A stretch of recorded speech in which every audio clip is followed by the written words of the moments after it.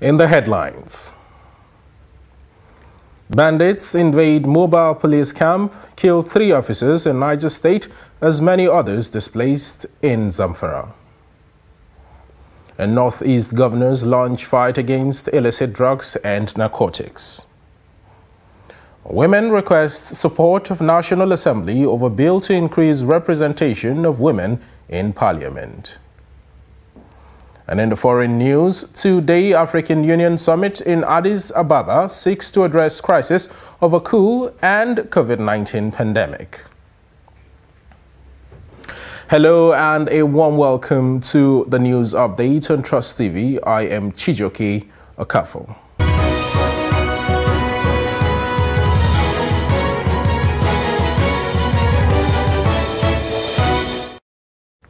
And now on the news in detail. Bandits invaded the mobile police camp at Ishau, Paikoro local government area of Niger State, killing at least 3 officers. Daily Trust reports that the bandits were passing through the area when they came in contact with a team of mobile policemen. The Niger State Police authorities could not be reached for comment as spokesman of the command, Wasiu Abiodun, was out of reach at the time of filing this report. While unspecified number of persons were said to have been killed by suspected terrorists who invaded Yerkatsina Laka in Bungudu local government area of Zamfara State. Sources said the incident happened on Friday when members of the community were observing Jumat prayers. The suspected terrorists opened fire on them, killing several persons and injuring many others. In another incident, no fewer than 20 persons have been reportedly killed at Nasara Maifara in Tsafi local government area of Zamfara State. The incident occurred Thursday when suspected terrorists invaded the community, shooting sporadically, killing over 20 persons while displacing several others. The Zamfara State Police Command has confirmed the 2 separate incidents to Trust TV News via telephone conversation. There was no attack in Bogamet Kofa. There was an attack in Nasarawa. Okay. On the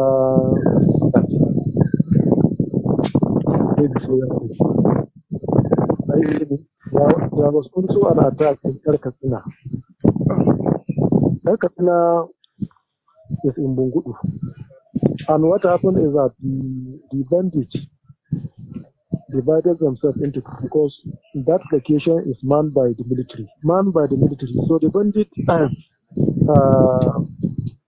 distributed themselves into 2. One group went and engaged the military.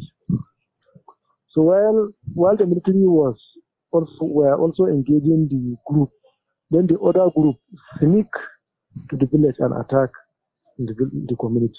So yes, so that's what happened. But in that Magamit Kopa that you are talking about, and in that Nasarawa yesterday, the CP, the brigade commander, the commissioner for security and home affairs, that is Maman Fati, yeah, and other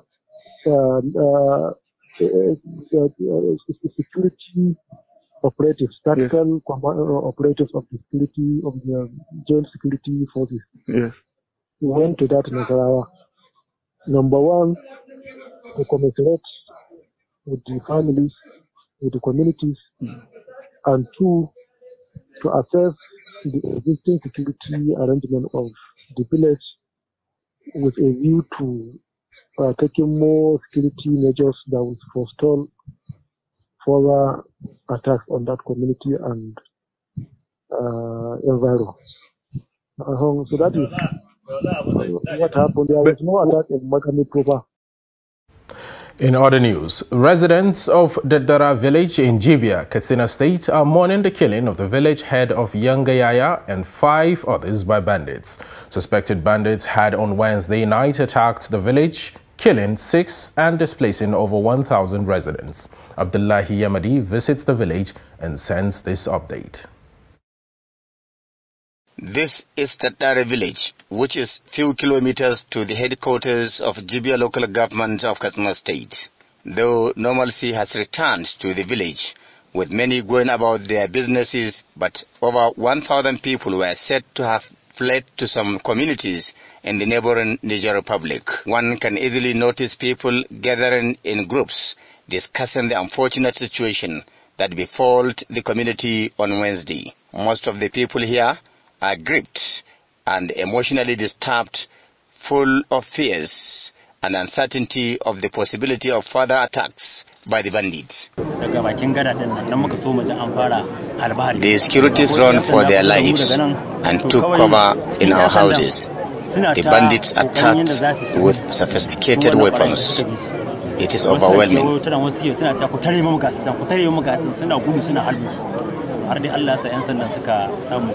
The presence of various security checkpoints within and outside the village did not help matters, as they were overwhelmed by heavy gunshots fired by the bandits. The bandits scared everyone, robbed and looted shops for almost an hour, and abducted over 20 people, beside unsatisfied number of animals, including cows, sheep and goats that were roasted. Trust Television captured a 3-day prayer for some of the unfortunate victims of the attack, Musa and Garba, who were shot dead during the incident.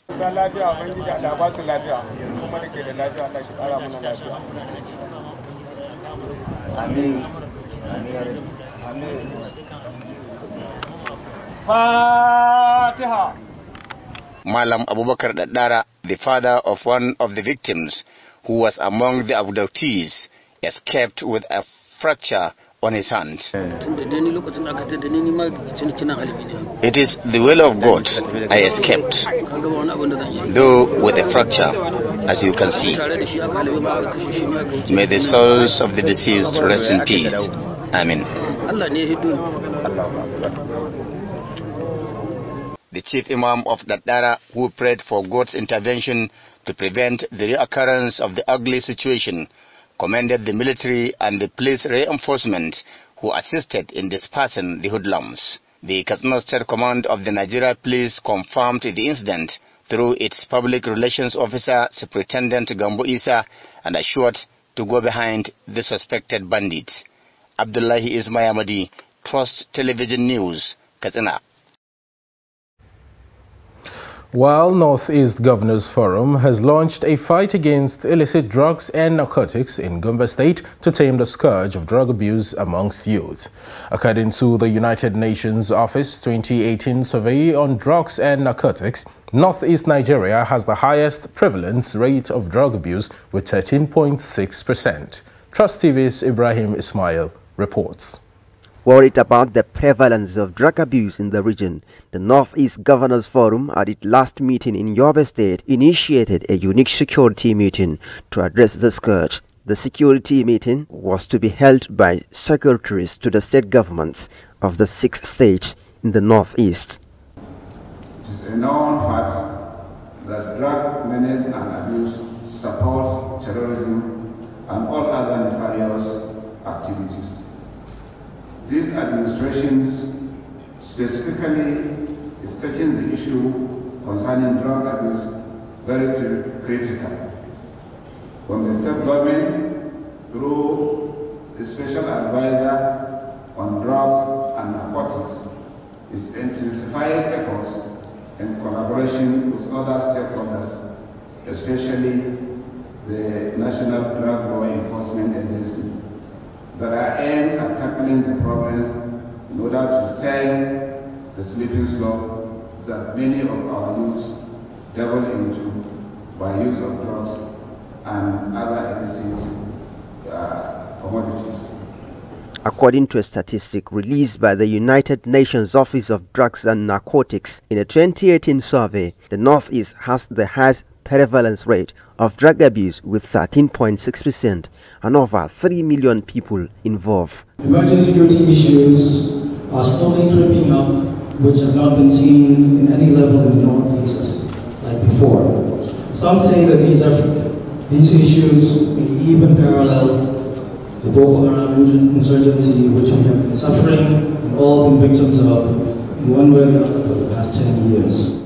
In a communique issued after the deliberation by the SSGs on the issue of drugs, they agreed that influx of illicit drugs portends danger to survival of the Northeast region. The meeting examined the issues along the following themes: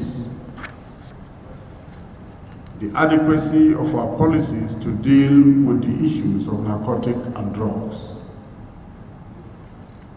2. How the inflow of narcotics and drugs into the Northeast can be disrupted. 3. The roles our traditional institutions are expected to play. 4. Strengthening the investigative and prosecuting abilities of law enforcement. 5. Capacity of our judicial system to deal with the issues. And 6. Issues of rehabilitation and empowerment of victims.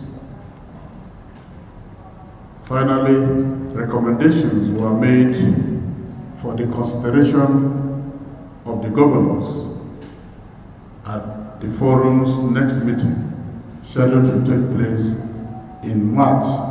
Analysts have linked the highest prevalence rate of drug abuse in the Northeast region to the activities of insurgents, which has been devastating. From Gombe, Ibrahim Ismail reporting for Trust TV. And a magistrate court in No Man's Land area of Kano State has granted bail to former Works Commissioner in the state, Maazu Magaji, in the sum of 1 million naira and 2 sureties in the like sum. The sureties must include village head of the defendant's hometown of Saraunia village, chief imam or Hizbah commander of his Dawakin Tofa local government area of the state. Magaji is standing trial for allegation of defamation of character against the Kano State governor, an allegation he has since denied. Defense and the prosecution counsel say they are satisfied with the ruling, although counsel to Magaji believes that the conditions will be difficult to meet. All praises, thanks be to Almighty Allah for this blessing. The conditions are 3. 1, my client has to drop his passport, international passport. 2, the district head of his Dawakin Tofa should also be here, while the chief imam or his bar commandant Dawakin Tofa should also be his shorties. Looking at 2 shorties. No. 1, his bar commandant or chief imam. The second one, the district head of Dawakin Tofa. Yes, considering the time, I doubt much if we can be able to fulfill this condition right now, because now we're talking about 5 o'clock, and there is an international passport to be dropped at the court registry, which I believe it doesn't have the international passport right now, but we have to rush and get it, while we also have to rush and get the remaining 2 persons mentioned by the court. We are satisfied with the ruling. He was granted bail in the sum of 1 million naira with 2 reliable shorties in the like sum. Meanwhile, that case has been adjourned to March 2nd, 2022. You're still watching the news update on Trust TV. Coming up after the break. Lepers in Molai General Hospital, but no state. We'll take a short break. When we come back, there'll be more news stories. From all around the world, our news is factual and concise, giving you fresh news as it breaks. Nigerians in the diaspora have declared. Now, one tricycle rider feared death. Troops fighting Boko Haram and ISWAP. Although the government has made repeated commitments to make the country attractive. When I sit on the news desk every day, there's a deep sense of responsibility that overwhelms me.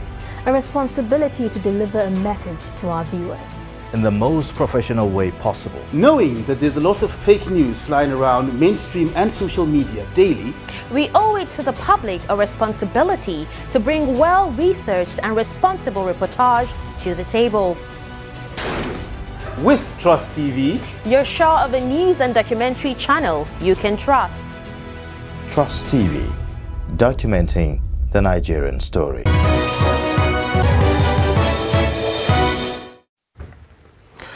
And you're welcome back. If you've just joined us, this is Trust TV News Update. Now let's take a look at some of our top stories.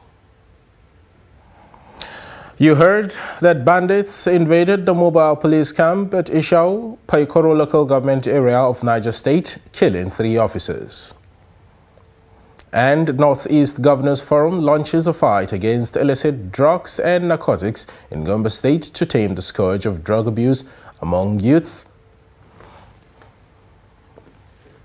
And moving to other news now, Nigeria Center for Disease Control (NCDC) says 36 new cases of COVID-19 infection were recorded in 5 states and the Federal Capital Territory, the FCT, a reduction from the 100 infections recorded on Thursday. The agency said 89 persons were discharged after they recovered from the infection, while no person died of COVID-19 complications.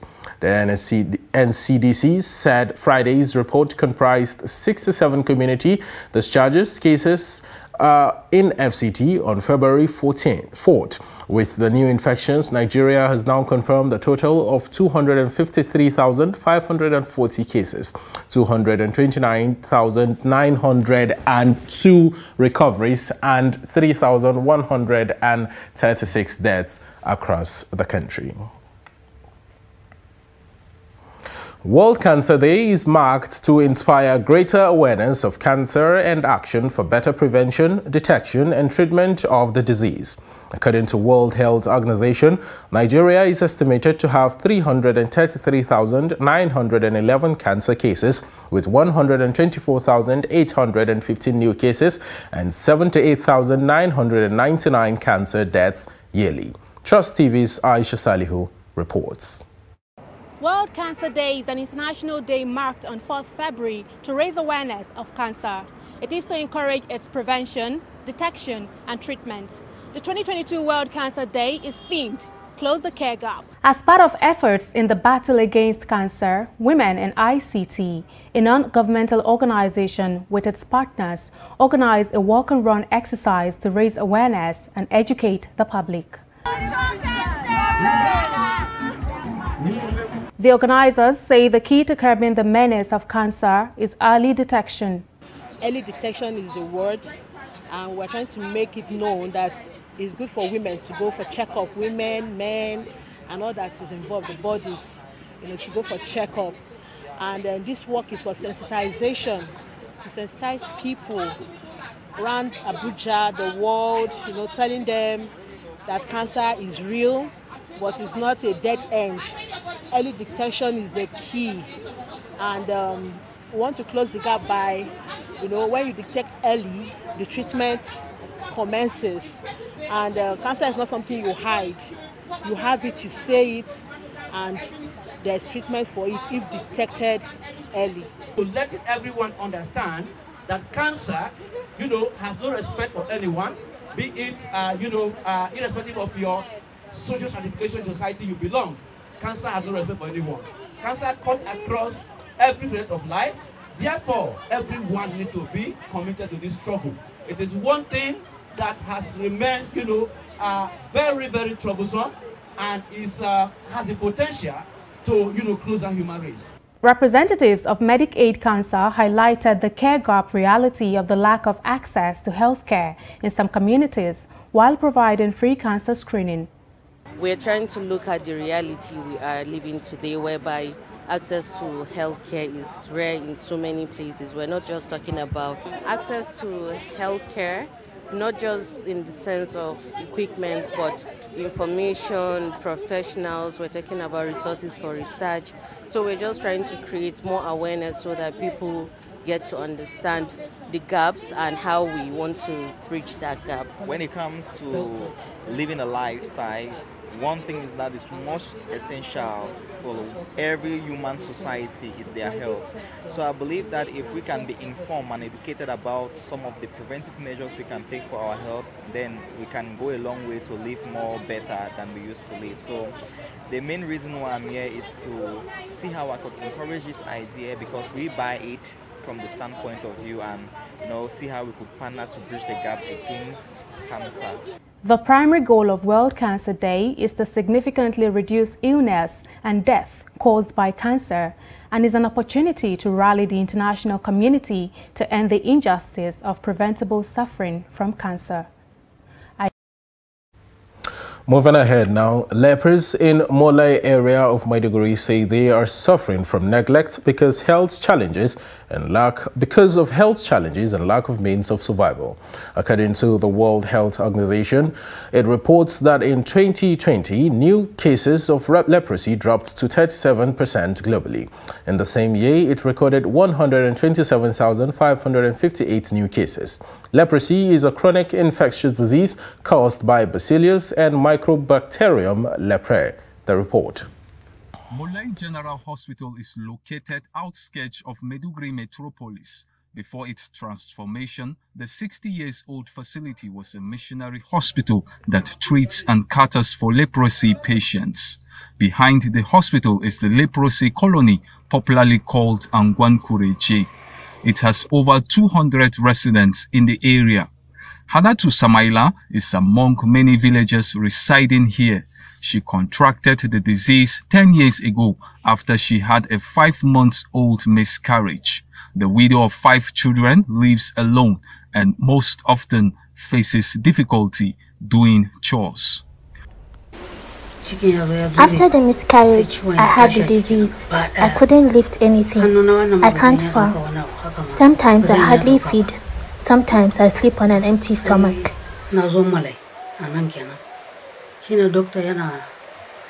My people don't visit me often because of my condition. My children too only check on me once in a while.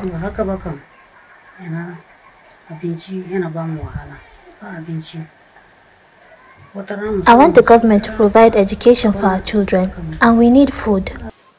Most of the residents are farmers, but the fear of attacks of Boko Haram has forced them to depend on support. According to the elders, they have suffered neglect and challenges of accessing affordable drugs.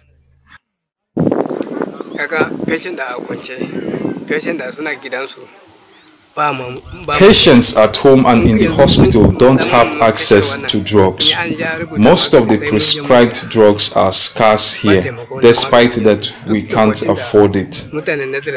We also can't pay our children's school fees. My son has not completed his secondary school education. Haka tukuna kuma gwamnati ya zo ya shiga ya karbi Haji Bitirin a hannun missionary.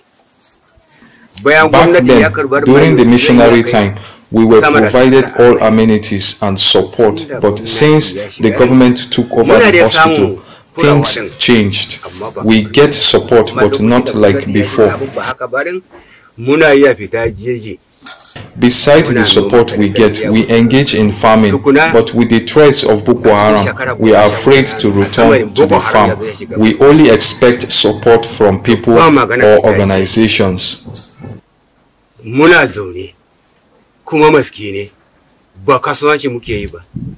Hanatu hopes that her daily life gets easier pending when she and the community have the needed support that will be the source of their survival. Now, many people use social media to link up with friends and relatives. While some use the platforms for businesses, others spread fake news and hate speeches.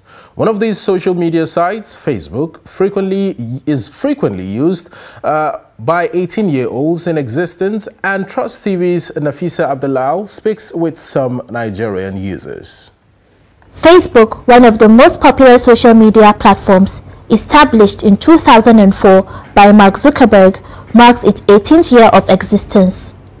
The platform, known for connecting people all over the world, has now become an avenue for business opportunities. Facebook, true to its founding values, it's an application that helps to connect people together, and so far it has actually even gone beyond that. It has connected people together, businesses together. It has helped companies in advertising, individuals to take their businesses and their livelihoods to a whole new level. So, well, Facebook in general, it has helped lives. in the other end, it has caused more harm, because I've seen situations whereby people meet on Facebook and they go to see the person face to face and they end up getting harmed. But in the end, businesses have been formed through Facebook, so it has caused more harm and it has done more good to the lives of human beings. There is information which I will not be aware of it. When I on Facebook, I will see a lot of informations, a lot of cases which you can't believe it is happening in real. Disadvantage, I don't think Facebook has a lot of disadvantage, because if you use something as good, you have advantage of making that things to be good at you. When you use it to make things bad, it has on disadvantage, making use it of this to be bad advantage. To me, I think it's a very good platform whereby people come to unite. You get to know people around the world. You know, different kind of tribes, culture, people from different locations here in Nigeria and across the globe entirely. So for me, I think the experience has been actually awesome. It's been nice. I got to know many people through our Facebook accounts. So I use it, and I know what importance it has brought to me personally. Is a social media that help link people globally, and is even a source of income to some. Like me now, that I use it for advertising my business, and people chat me up through that. So it's a source of income too. A strategic pivot by Facebook has led to its rebranding to Meta, of which Zuckerberg owns 13%. Nafisa Abdul-Al, Chess TV News, Abuja. Moving on to the foreign scene now, heads of state have gathered at the African Union headquarters to kick off a two-day summit as the continent reels from a spate of military coups and the coronavirus pandemic.